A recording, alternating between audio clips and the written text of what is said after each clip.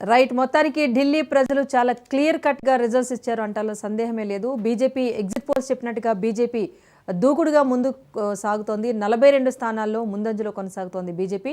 2 రౌండ్లు ముగిసిన తర్వాత ఫలితాలు చూసుకుంటే కనుక ఆమ్ ఆద్మీ పార్టీ 28 స్థానాల్లో కొనసాగుతోంది.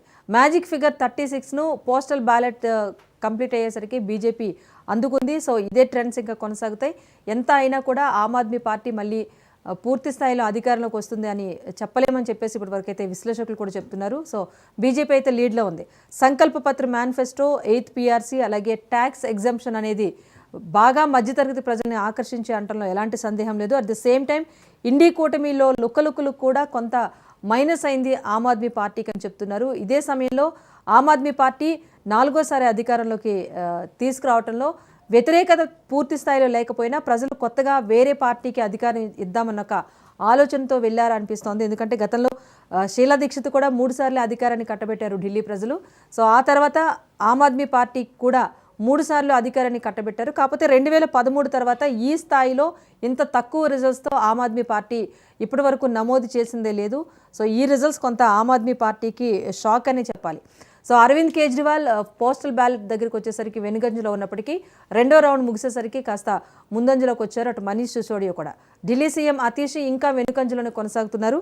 ఇప్పటి వరకు లీడ్లో ఉన్న సత్యేంద్ర జైన్ కనూర్ బస్తీ నుంచి ఈయన కూడా కాస్త ఇప్పుడు వెనుకంజలో ఉన్నారు. ఇక బీజేపీకి సంబంధించి కీలక నేతలందరూ కూడా కైలాష్ గెహ్లట్ కానివ్వండి, కపిల్ మిశ్రా కానివ్వండి, వీళ్ళందరూ కూడా ఇంకా లీడ్లో కొనసాగుతున్న పరిస్థితి కనిపిస్తోంది.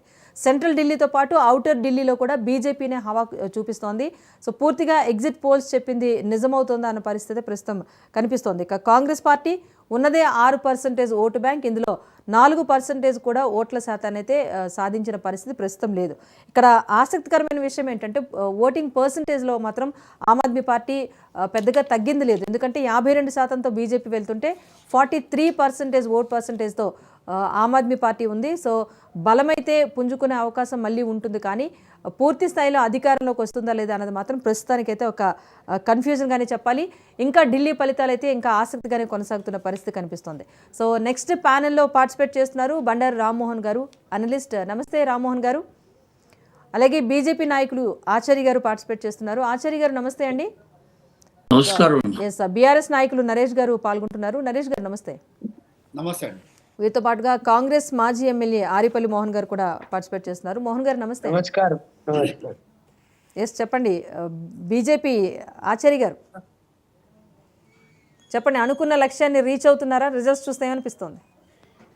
భారతీయ జనతా పార్టీకి నరేంద్ర మోడీ గారి పట్ల ఢిల్లీ ప్రజలు విశ్వాసంతో, పూర్తి నమ్మకంతో వారు ఇచ్చినటువంటి మాటను నిలబెట్టుకుంటున్నారు.